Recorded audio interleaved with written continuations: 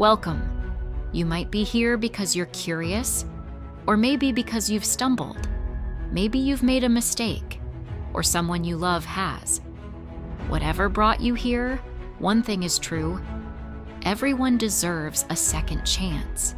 In a world that moves fast and forgets faster, we often define people by the worst thing they've ever done. We forget that behind every mugshot, every rehab visit, every court date, every debt, is a human being. Someone who could have been us. Someone who once had dreams. Someone who lost their way and is now trying to find their way back.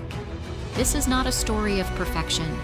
It's a story of pain, persistence, and the people who refuse to be written off. These are second chance stories. Chapter 1: The ex-prisoner who became a mentor.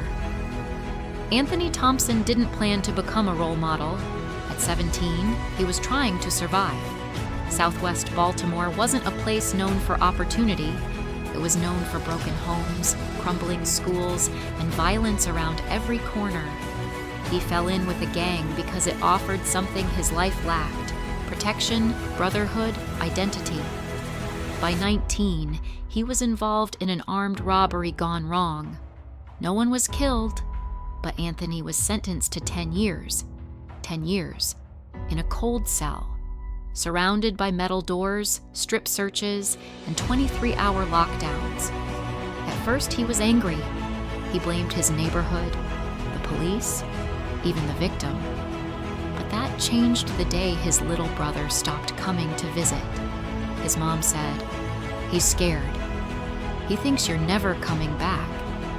That shattered him, because his little brother had once said, "I want to be just like you." Anthony decided he had to become someone worth imitating. He got his GED, he joined a prison literacy program, and helped other inmates learn to read. He started journaling every night about pain, regret, and hope. When he got out at 29, he was determined, but the world wasn't ready to welcome him back. 46 job applications, 46 rejections. Even fast food places said no once they saw his record. Finally, a small nonprofit working with at-risk youth gave him a shot as a part-time mentor. That was 10 years ago. Today, Anthony runs his own reentry center called Bridge Forward. He's helped over 600 former inmates transition into stable jobs. He says, "I used to be part of the problem. Now I wake up every day trying to be part of the solution."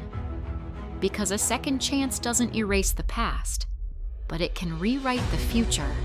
Chapter 2: The addict who became a healer. Elena Martinez was the kind of girl teachers loved. Honor roll, captain of the soccer team, first in her family to get into college. But beneath the gold stars and scholarships, there was a storm building.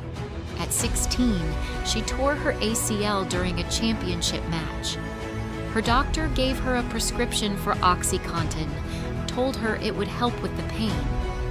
He didn't mention how addictive it was, or how quickly her body would crave more. By 18, she was buying pills from classmates. By 20, she was living out of her car, hooked on heroin after the pills ran out. She stole from her sister, lied to her parents. She overdosed 3 times. Rehab didn't stick. She got clean, then relapsed. Got clean, relapsed again. Until one rainy morning at 2 a.m., she woke up under a bridge, cold, soaked, alone. That night, she walked into a free clinic. No ID, no insurance, no belongings, just a name and a whisper of hope. They let her in, they fed her, they didn't shame her, and for the first time, she believed maybe she was worth saving. It took 3 years of rehab, therapy, and rebuilding, but she did it. Today, Elena is a certified addiction counselor. She works at the same clinic where she once arrived at rock bottom. She teaches workshops on relapse prevention and trauma healing. She's helped over 300 people walk the same road she once did. My addiction destroyed everything I had. but it also introduced me to the most honest version of myself. Your deepest wound becomes your greatest gift to the world. Chapter 3. The CEO Who Lost It All. Jason Park was Silicon Valley's rising star, a Korean-American kid from Queens who built a tech startup in his 20s that skyrocketed. He graced magazine covers, gave TED Talks, raised millions in funding. But behind the polished headlines, there was pressure. Investors wanted growth. His team wanted leadership.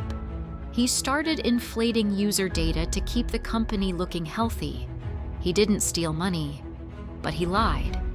And when the truth came out, the fall was brutal. He lost everything. His company collapsed. His investors sued. His reputation was scorched. He became the subject of think pieces and Reddit threads. Even his own family didn't know what to say. For a year, he spiraled, battling depression, regret, and isolation. Until one day, a former intern emailed him. She wrote, "You messed up, but you also changed my life.